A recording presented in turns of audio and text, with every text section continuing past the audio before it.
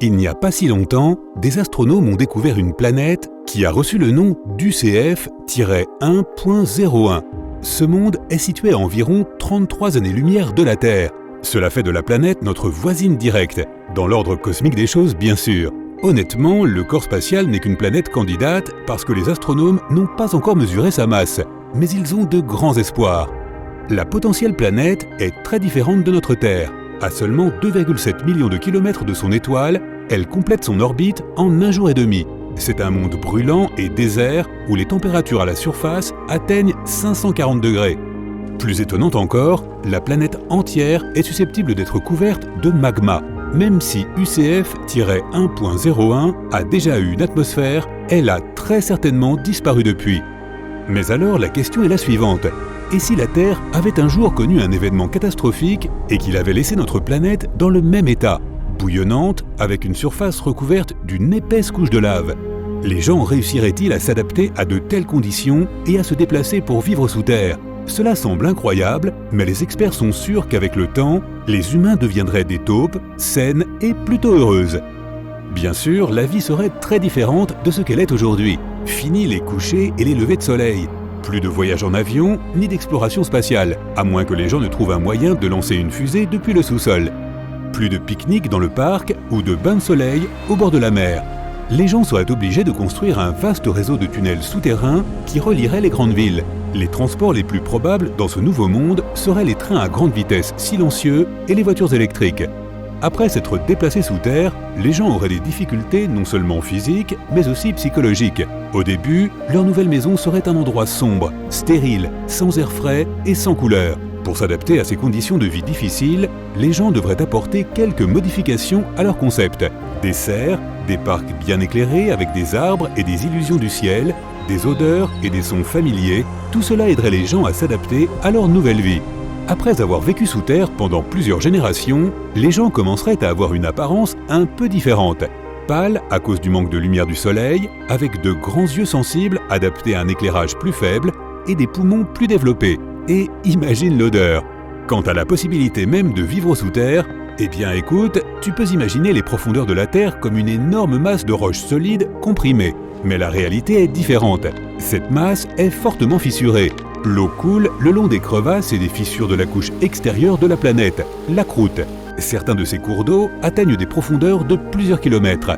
En d'autres termes, le sous-sol de la Terre pourrait probablement accueillir la vie végétale et animale. Si les gens vivaient sous terre, il ne manquerait pas d'eau douce. Ces réservoirs à l'intérieur de la planète contiennent 100 fois plus d'eau que tous les lacs, rivières et marécages réunis. De plus, cette eau s'écoule dans le sol qui agit comme un purificateur. Mais il faudrait que les gens soient très prudents pour garder les sources d'eau intactes. Sinon, les villes souterraines seraient inondées et se transformeraient en pièges géants remplis d'eau. Ce serait également un grand défi de vivre sans soleil.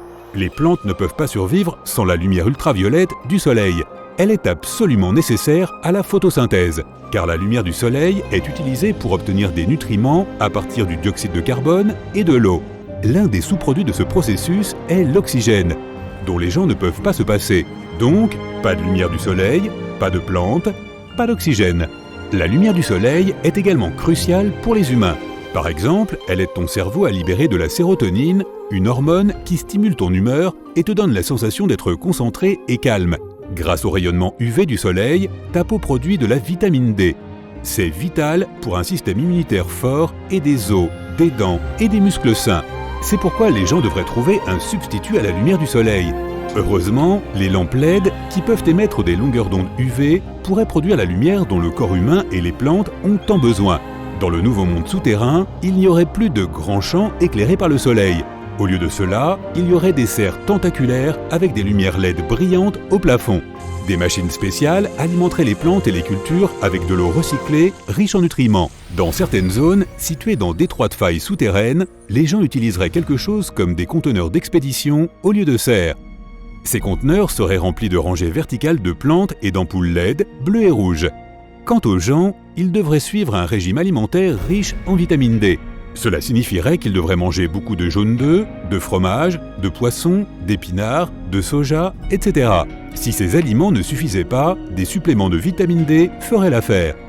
Sans la lumière du jour, les gens auraient des problèmes avec leur rythme circadien qui régule les habitudes de sommeil. Si tu étais isolé dans un endroit sans lumière, tu dormirais facilement pendant 48 heures d'affilée. C'est pourquoi les personnes vivant sous la surface de la Terre dépendraient de la lumière artificielle pour contrôler leur horloge interne. L'électricité ne poserait aucun problème. Elle serait produite à l'aide de la chaleur interne de la Terre. Ce type d'énergie est appelé géothermie, du grec géo, la terre, et therme, la chaleur. Elle peut être extraite de l'eau chaude et de la roche. Comme un oignon, notre planète est constituée de plusieurs couches. La partie la plus intérieure est un noyau solide d'environ 2400 km de diamètre. Fait de fer, il est entouré d'un noyau externe brûlant. Il peut atteindre 2250 km d'épaisseur et est principalement composé de nickel et de fer liquide. La couche suivante est le manteau. Même si beaucoup de gens l'imaginent comme de la lave, le manteau est en fait de roche. Mais cette roche est si chaude qu'elle coule, tout comme le goudron des routes. La température au cœur de la Terre atteint 6000 degrés. C'est presque 1000 degrés de plus qu'à la surface du Soleil.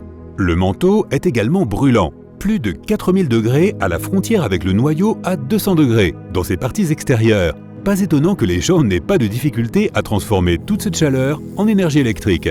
Mais comme l'intérieur de notre planète est incroyablement chaud, les gens ne pourraient pas construire des villes trop profondément sous terre. Toutes les zones habitables resteraient très probablement plus proches de la surface.